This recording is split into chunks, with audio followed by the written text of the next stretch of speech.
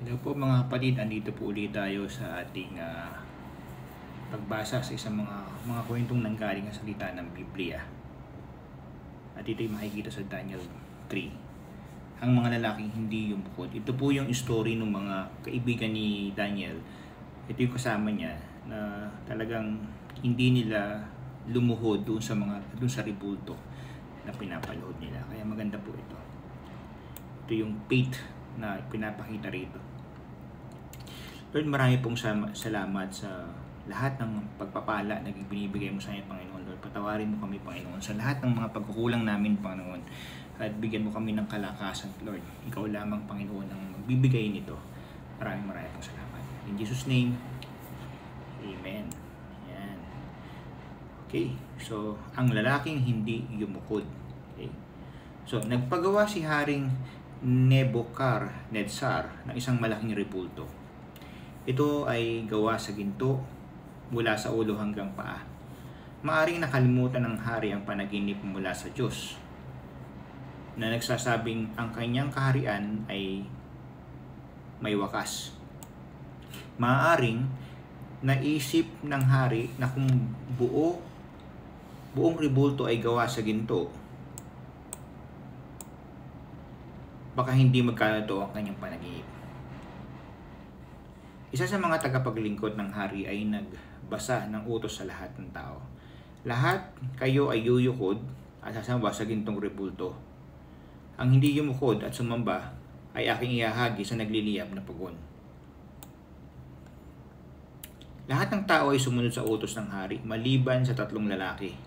Ang mga taong ito ay Hebreo. Sila ay si Shadrach, Meshach, at Abednego. Shadrach, Meshach, at Abednego. Ang mga kaibigan ni Daniel.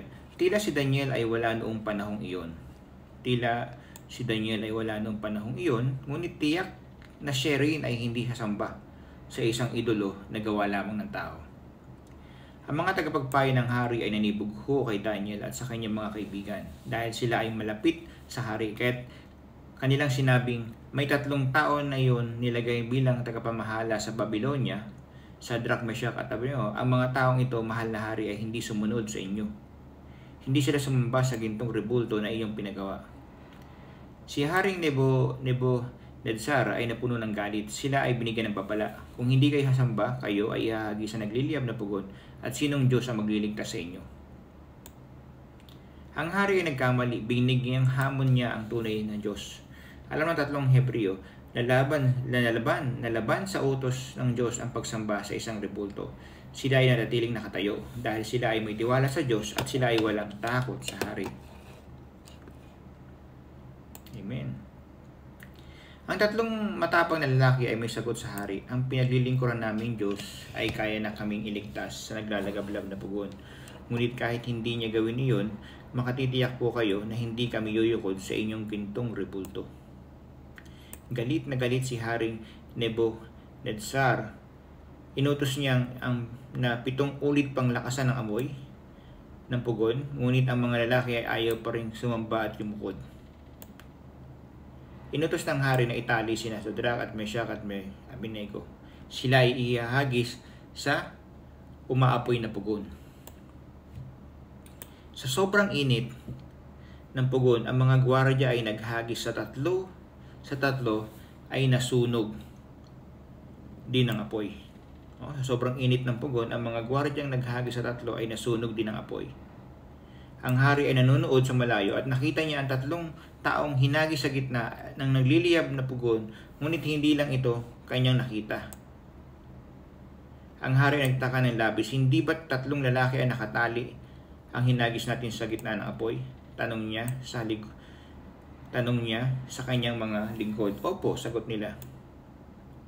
Sabi ng hari, tingnan nyo, 4 na lalaki ang nakikita kong naglalakad sa gitna ng apoy.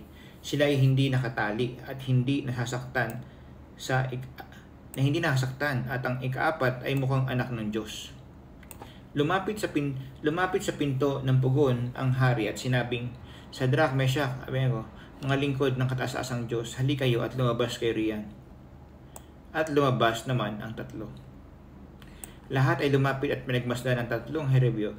Nakita nila na hindi sila napaso ng apoy. Ang buhok at ang kanilang damit ay hindi rin nasunog at sila ay hindi nag-amoy usok. Amen. Nang pagtanto ni Haring Nebuchadnezzar ang nangyari, sila ay nagdasal. Purihin ang Diyos ni Shadrach, Meshach at Abednego na siya nagpadala ng kanyang anghel upang iligtas ang kanyang mga lingkod na nagtitiwala sa kanya. Amen. So napakaganda po. Talagang kailangan lang talaga natin yung faith.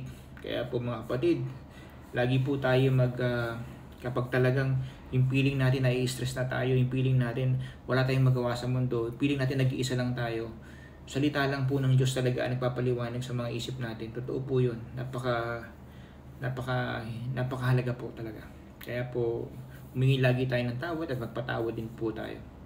Okay? So in Jesus' name, Amen. Salamat po.